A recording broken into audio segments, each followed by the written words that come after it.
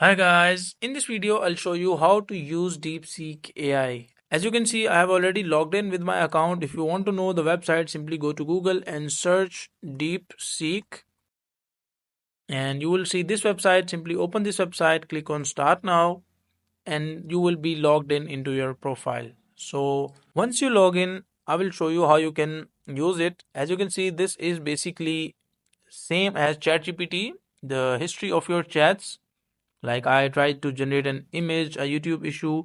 Like if I start a new chat, let's say I want a YT video and issue, search it. So you will seeing this chat on the left side as just like ChatGPT.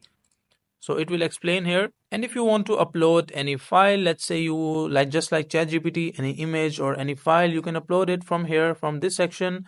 And here is an option Deepthink AI. It is more like a paid version of ChatGPT. When you click on this, so it will take a few seconds to think and then answer you. As you can see, this is thinking and it just shows you all the details like how is it working, etc.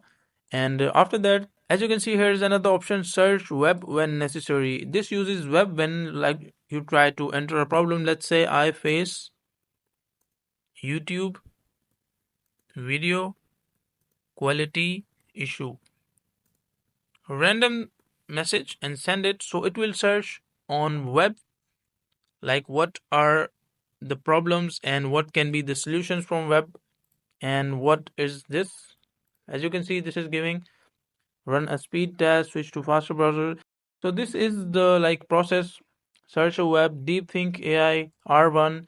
This is the version of is Deepthink, just like ChatGPT version 4. So things like that. And this is the same process on mobile. Simply click on Get App and you will be able to download your app. And that is a simple process of how you can use Deepseek AI.